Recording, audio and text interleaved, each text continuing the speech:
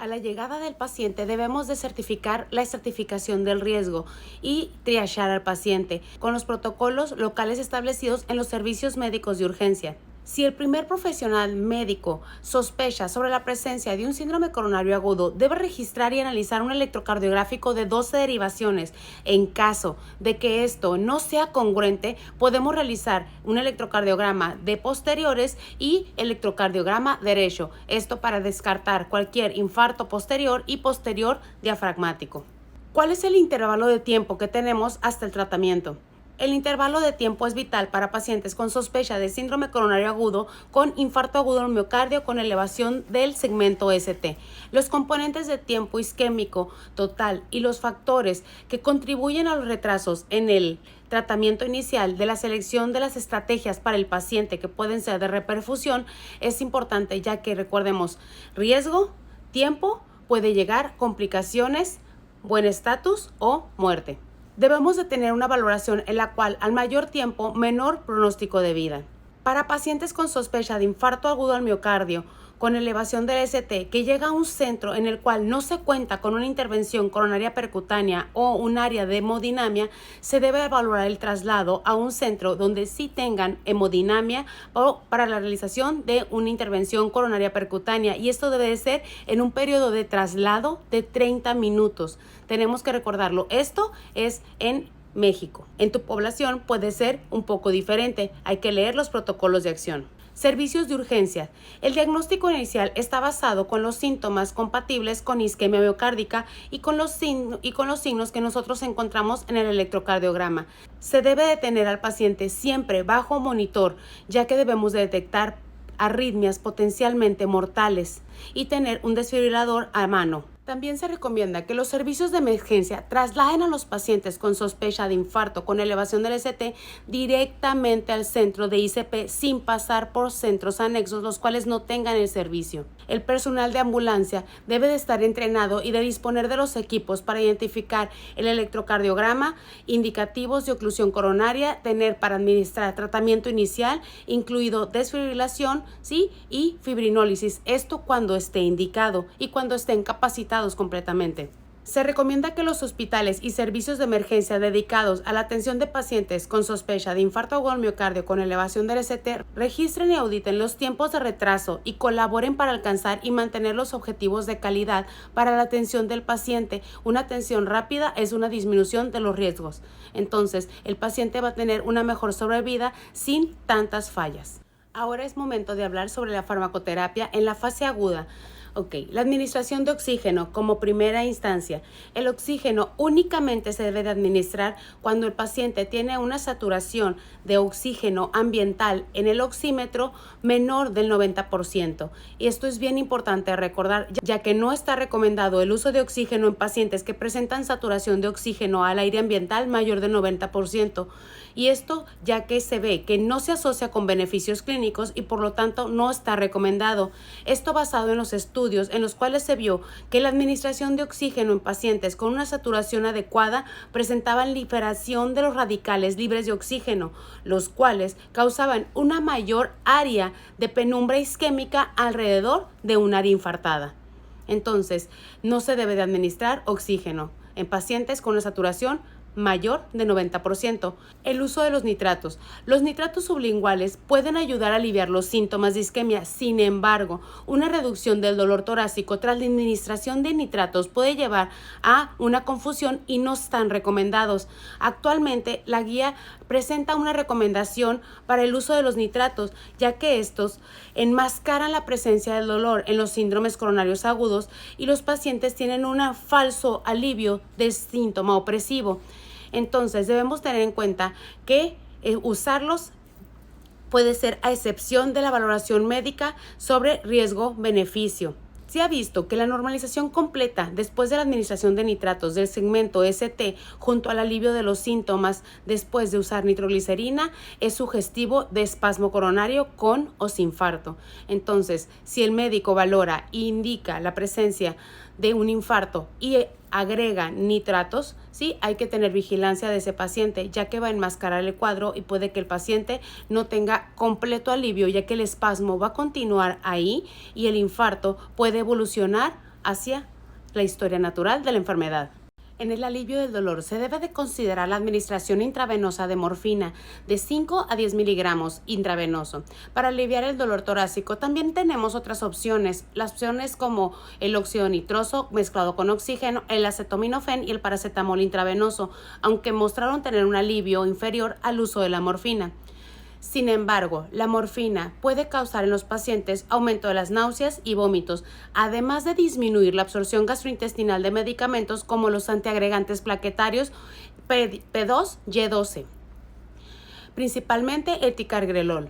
¿Se puede contrarrestar el uso de la morfina? Sí. ¿Cómo? Con uso de metoclopramida intravenosa, siempre vigilando de no tener un síndrome cerebroso por metoclopramida. Los efectos positivos de la morfina para los síndromes coronarios agudos sobre el daño miocárdico está relacionado con reducción del consumo de oxígeno miocárdico, que resulta de una disminución de la precarga y los efectos inotrópicos y cronotrópicos negativos de la morfina sobre el corazón. Uso de beta bloqueadores en paciente con síndrome coronario agudo puede utilizarse. El más estudiado es metoprolol, que tiene que aplicarse en infusión IV cuando el paciente va a entrar a ICP primaria. Y esto es bien importante, no debe tener datos de insuficiencia cardíaca aguda ni presentar una presión arterial sistólica mayor de 120 milímetros de mercurio. Con la valoración médica tú puedes acceder a todo esto y ver si tu paciente es candidato para aplicar metoprolol. Ahora, en el tratamiento de la fase aguda de los pacientes con síndrome coronario agudo, vamos a ver como primer punto, 1. Dependiendo de la evaluación del paciente, el electrocardiograma inicial, su contexto clínico de presentación y la estabilidad hemodinámica del paciente, lo vamos a clasificar en paciente con diagnóstico inicial de infarto agudo al miocardio con elevación del segmento ST. Estos pacientes requieren tratamiento inmediato de reperfusión y puede ser intervención coronaria percutánea primaria o, en caso de no contar con debe pasar a fibrinólisis inmediata durante los primeros 120 minutos del diagnóstico y de la llegada del paciente a la unidad médica. También tendremos pacientes con diagnóstico inicial de síndrome coronario agudo sin elevación del segmento ST. En ellos es conveniente una estrategia invasiva durante la hospitalización. También una estrategia invasiva inmediata cuando existe alguna característica de riesgo muy alto y debe considerarse una intervención temprana en las primeras 24 horas de la llegada del paciente a un hospital. En el punto número 2, el tratamiento invasivo del síndrome coronario agudo se requiere una estrategia invasiva inmediata cuando se sospecha de una oclusión coronaria aguda sin elevación persistente del segmento ST o un síndrome coronario agudo sin elevación del segmento ST, pero con características de riesgo muy alto para el paciente. Ahora, también tenemos a los pacientes que tienen síndrome coronario agudo sin elevación del segmento ST, pero con riesgo alto.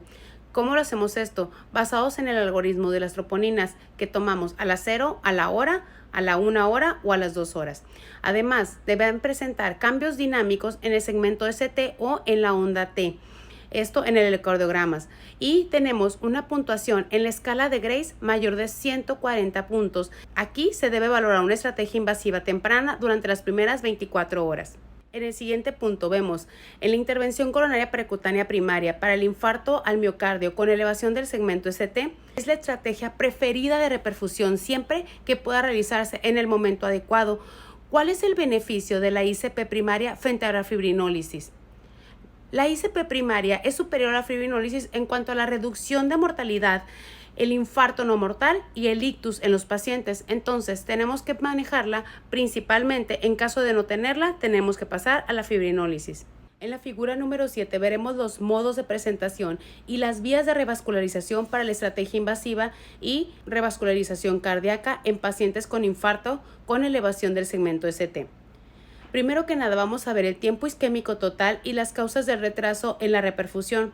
En el punto número 1 tenemos la aparición de los síntomas. Un paciente con síntomas de síndrome coronario agudo, un electrocardiograma compatible con infarto agudo del miocardio con elevación del segmento ST, que puede tener un ingreso al servicio por medio de un transporte propio o por apoyo de los sistemas de emergencia. En el siguiente punto observamos la localización del paciente con el primer contacto médico. Se encuentra en un centro de hospitalización en el cual cuenta con un área de hemodinamia para la realización de una intervención coronaria percutánea, ¿sí o no? Si se encuentra en un centro que no tiene hemodinamia, pero que cuenta con una ambulancia para traslado, ¿sí o no? A la llegada del paciente debemos determinar la estrategia terapéutica invasiva. Si él se encuentra en un centro hospitalario que cuente con un área de hemodinamia, la primera opción es la intervención coronaria percutánea primaria. El objetivo es tener menos de 60 minutos para el momento de la inserción del catéter en el paciente, disminución del tiempo, disminución del riesgo coronario. Si la unidad no cuenta con un área de hemodinamia, debemos valorar si es posible el traslado del paciente a un centro donde sí cuenten con hemodinamia para la realización de un ICP. Si este es un traslado menor de 120 minutos, se traslada al paciente. Entonces, tenemos el paciente que sí cuenta con un traslado en menos de 120 minutos, la estrategia invasiva para el paciente es la ICP primaria en menos de 90 minutos de la inserción del catéter al paciente. Si la respuesta es no y no contamos con un transporte o un área de hemodinamia menos de 90 minutos, debemos iniciar la fibrinólisis. Esto con el objetivo de tiempo que sea de inicio menos de 10 minutos. Ahora vamos a hacer una estratificación del riesgo, ¿sí? Porque hemos hablado bastante de esto, pero no hemos dicho qué criterios debemos de tener para la estratificación. Ok, paciente con riesgo muy alto, ¿qué debemos de ver? Vemos inestabilidad hemodinámica o shock cardiogénico, dolor torácico persistente o recurrente, refractario al tratamiento farmacológico, insuficiencia cardíaca aguda, posiblemente secundaria a la isquemia miocárdica, arritmias potencialmente mortales o parada cardíaca tras la presentación del dolor, complicaciones mecánicas y cambios hemodinámicos en el electrocardiograma indicativos de isquemia. El riesgo alto. Este es para traslado temprano y derivación a los pacientes que tenemos ingresados con síndrome coronario agudo. En estos pacientes vamos a observar diagnóstico confirmado de infarto agudo del miocardio con elevación del ST basado en los algoritmos para la estratificación de síndrome coronario agudo. Puntuación de Grace mayor de 140, elevación transitoria del segmento ST, cambios dinámicos del segmento ST o de la onda T. Y en pacientes con riesgo alto, estos pacientes deben de ser derivados o ingresados si es necesario.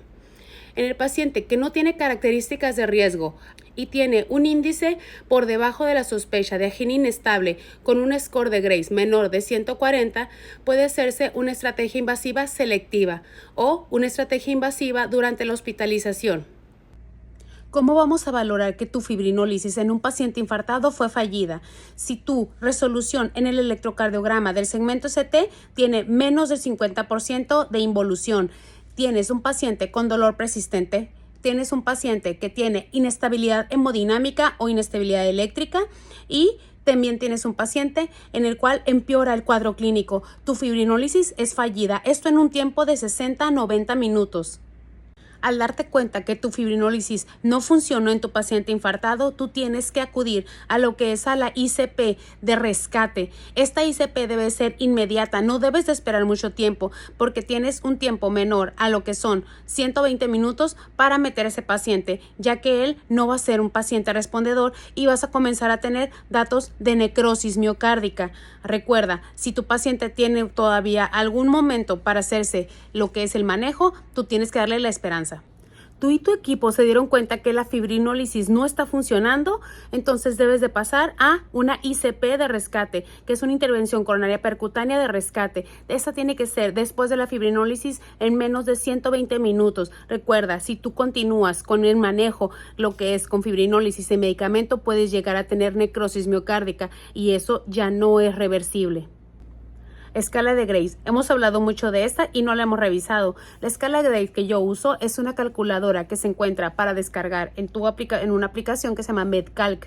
En esta vamos a ver, 1, cuándo usarla, 2, qué tipo de valores es el que necesita para sacarte un riesgo y 3, cuándo usarla. La escala de Grace es una escala de valoración del riesgo de mortalidad. Esto en tiempo valorado según bastantes estudios que son de metaanálisis de revisión. ¿Cuáles son los valores de la escala de Grace? Edad, frecuencia cardíaca en reposo, presión sistólica, creatinina, paro cardíaco antes de su entrada al hospital, elevación o desviación del segmento ST en el electrocardiograma, enzimas cardíacas anormales, específicas, troponinas y escala de Killip en la clase de los síntomas. Aquí te dejo 2 videos de las escalas que yo manejo. Estas están en línea, no tienes que descargar nada en tu teléfono por si no tienes tiempo, pero es muy práctico que los tengas a la mano porque no puedes andarte saliendo del área donde esté el paciente. Así que en la escala te dicen una puntuación, esa puntuación si es mayor de 140, tu riesgo de mortalidad del paciente es alta. Entonces tú vas a ver el riesgo que está dando la escala con todos los síntomas. No es única y exclusivamente, no es receta de cocina. Ahora vamos a ver cómo cada término de cada capítulo, la tabla de recomendaciones sobre el tratamiento de reperfusión en pacientes con infarto agudo del miocardio con elevación del segmento ST. Primera recomendación. El tratamiento de reperfusión es para todo paciente con diagnóstico inicial de infarto con elevación del segmento ST que tiene una presentación de síntomas menor a 12 horas. Clasificación 1A. Segunda recomendación, una estrategia primaria de ICP en lugar de una fibrinólisis si el tiempo estimado de diagnóstico de infarto agudo del miocardio es menor a 120 minutos. Clasificación 1A.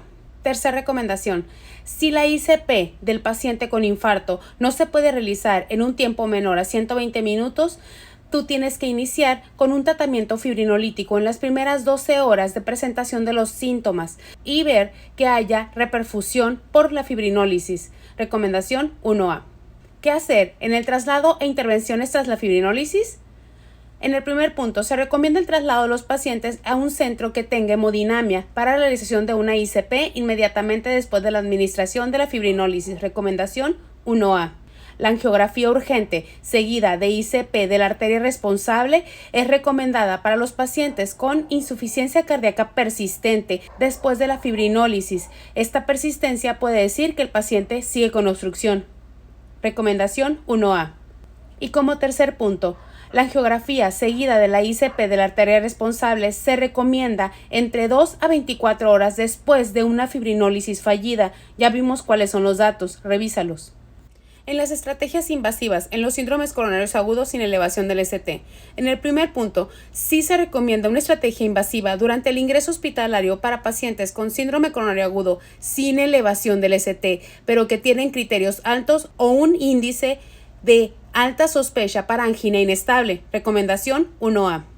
En el punto número 2, sí se recomienda una estrategia invasiva, pero de modo selectivo, para pacientes sin criterios de riesgo alto, muy alto o con un índice bajo de sospecha de síndrome coronario agudo sin elevación del ST. Esto programando al paciente. Recomendación 1A.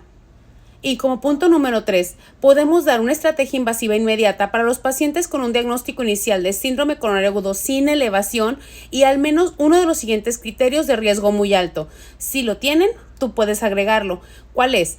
Inestabilidad hemodinámica o shock cardiogénico. Dolor torácico recurrente o refractario al tratamiento farmacológico, arritmias potencialmente mortales que ocurren durante la hospitalización del paciente, que el paciente presente complicaciones mecánicas de infarto agudo del miocardio, que tenga insuficiencia cardíaca aguda presumiblemente secundaria a la isquemia miocárdica que tenía en evolución, que presenta cambios dinámicos recurrentes del segmento ST o de la onda T, particularmente elevación intermitente del segmento ST.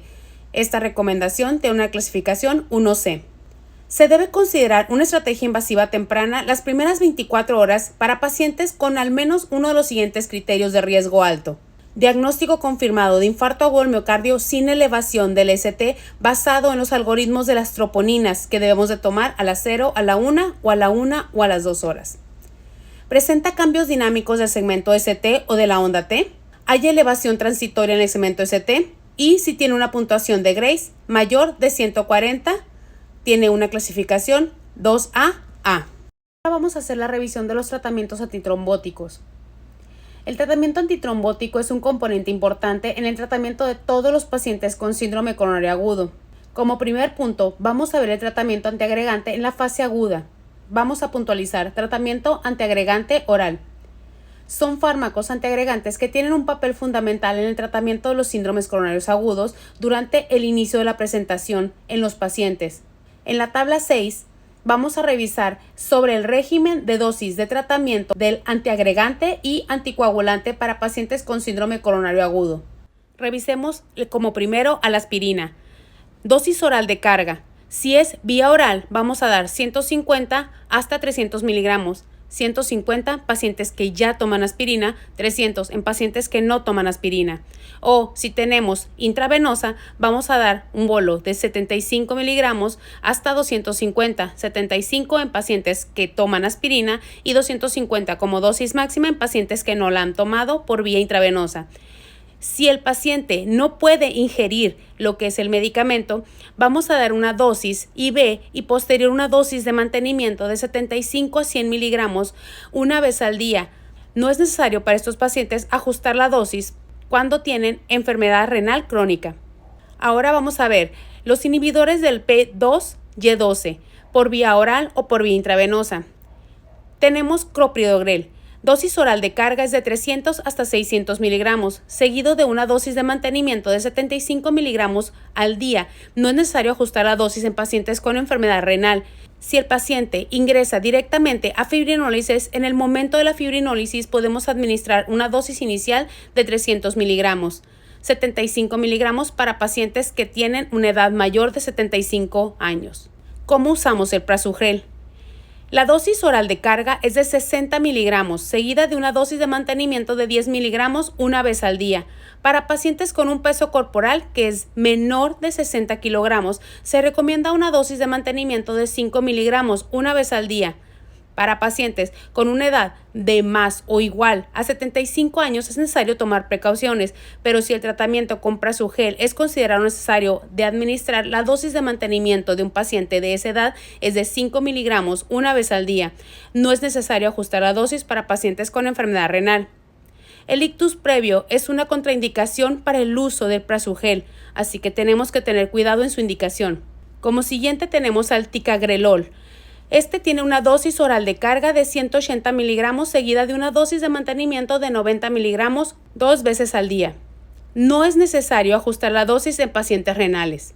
Y como último tenemos al cangrelor, uno de los más nuevos, que es intravenoso únicamente. ¿Cómo lo vamos a manejar? Vamos a manejar bolo de 30 microgramos sobre kilogramos seguido de una infusión de 4 microgramos. Ahora revisemos al cangrelor, uno de los más nuevos.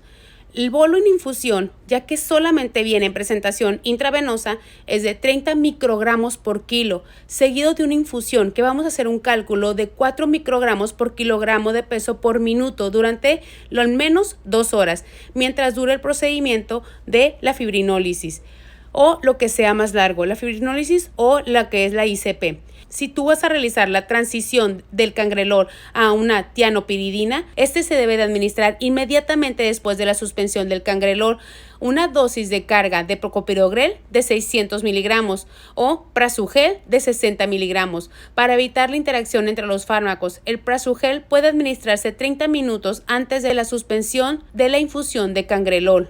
El ticagrelor, dosis de carga de 180 miligramos, la puedes administrar en el momento de la ICP para minimizar la falta de potencial de inhibición de las plaquetas durante la fase de transición. En los inhibidores del receptor GP2B3A que manejamos por vía intravenosa tenemos la eptifibatida.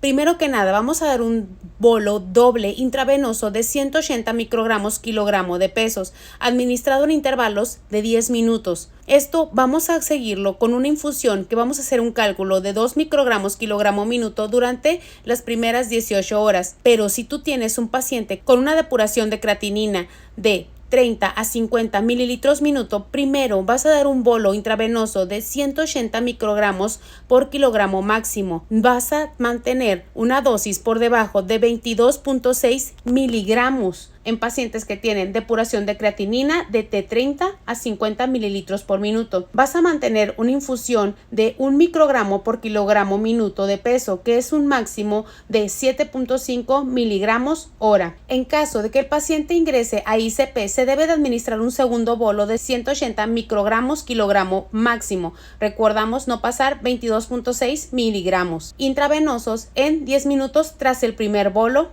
Vamos a hacer otra repetición. Está contraindicado en pacientes con enfermedad renal en fase terminal y con hemorragia intracraneal previa el uso de este medicamento, además del ictus isquémico en los últimos 30 días para la fibrinólisis o un recuento plaquetario que tenga menos de 100,000. Tenemos también lo que es el tirofiban, uno de los más usados, que lo vamos a manejar con un bolo intravenoso de 25 microgramos por kilo durante 3 minutos, seguido de una infusión que vamos a calcular a 0.15 microgramos kilogramo minuto durante un máximo de 18 horas. En pacientes con una depuración de creatinina menor de 60 mililitros minutos, el bolo intravenoso de carga debe de ser de 25 microgramos por kilogramo durante 5 minutos, seguido de una infusión de mantenimiento de 0.075 microgramos por kilo minuto durante un máximo de 18 horas. Está contraindicado para pacientes con hemorragia intracraneal previa, ictus isquémico en los últimos 30 días, que ya han entrado a fibrinólisis o que tienen un recuento plaquetario menor de 100,000. En los fármacos anticoagulantes, tenemos de inicio a la heparina no fraccionada. El tratamiento inicial es un bolo intravenoso de 70 a 100 unidades por kilo de peso del paciente, seguido de una infusión intravenosa ajustada para alcanzar un tiempo de protrombina de 60 a 80 segundos. Durante la ICP, nosotros debemos de manejar un tiempo para la aplicación de nuevamente de heparina no fraccionada, que podemos hacer una dosis nuevamente de 70 a 100 unidades por kilogramos de peso según el tiempo de coagulación activado que presente, en caso de que el paciente haya tenido un pretratamiento con heparina no fraccionada. Ahora con la enoxaparina.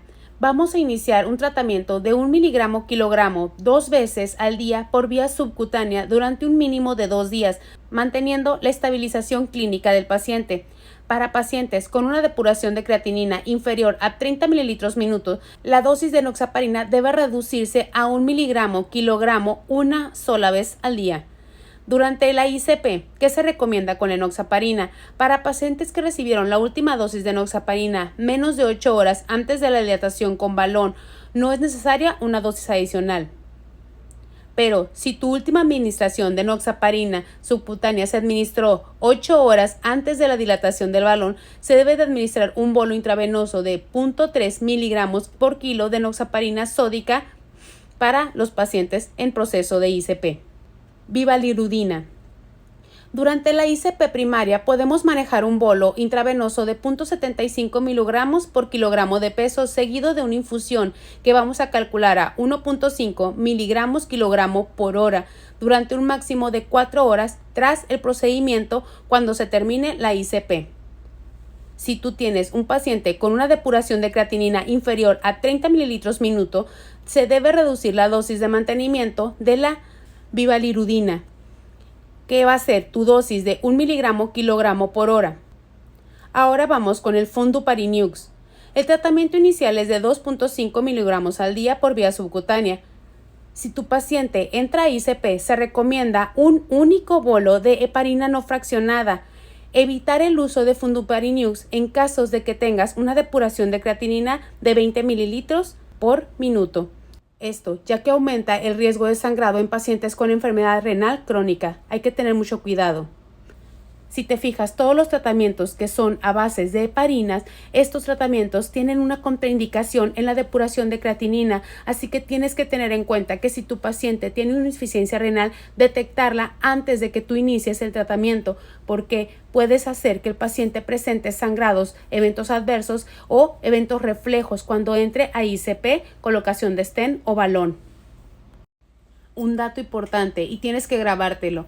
La aspirina no es reversible. Si tú tienes un paciente el cual no tiene una indicación verdadera para utilizar aspirina, no lo uses, ya que este va a inhibir la agregación plaquetaria generalizada en todas las plaquetas. Si esta ya se fijó, tienes que esperar a que la plaqueta muera. Recuerda, la plaqueta no se reproduce. La plaqueta es una célula anuclear. Entonces, hasta que esa plaqueta se muera y haya producción de nuevas plaquetas, tú vas a poder tener un efecto. Pero si tú no lo tienes, tienes que tener mucho cuidado.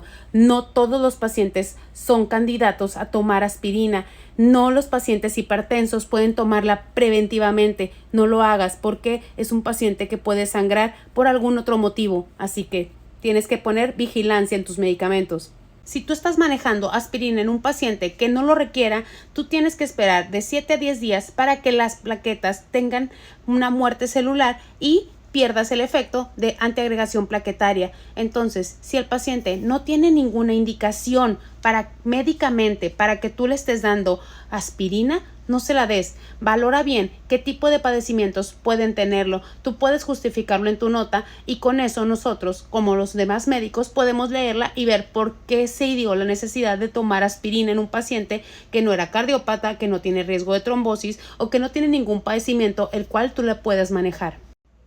Ahora, vamos a ver este esquema. Este esquema nos ejemplifica exactamente cómo es la fisiopatología y la farmacodinámica y farmacocinética de tus medicamentos en el proceso de inactivación de las plaquetas. Primero que nada, vamos a observar cómo se encuentra la aspirina y que la aspirina tiene una tendencia a inhibir a los tromboxanos. Esto va a hacer que haga una antiagregación plaquetaria, haciendo que se fije a la plaqueta y evitando que presente agregación plaquetaria.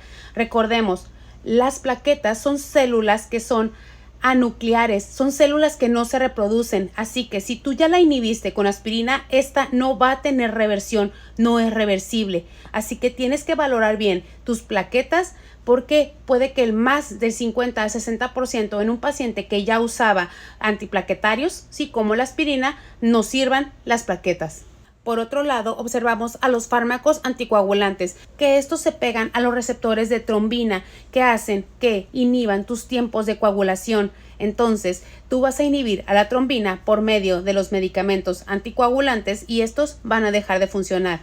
Por la parte superior observamos a la eptifibatida y al tirofiban, que van a inhibir al receptor que es el GB2B3A, y ahí vas a inhibir otra parte de la coagulación.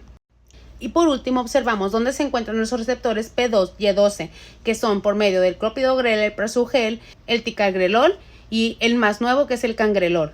Entonces, si tú observas muy bien esto, tú vas a bloquear con los medicamentos todas las partes de agregación plaquetaria y de coagulación de los pacientes. Tú, resolviendo esto, puedes tener una seguridad, solo que tienes que tener mucha vigilancia en tus tiempos de coagulación y en los medicamentos que estás aplicando, sus dosis y sus vías de acción.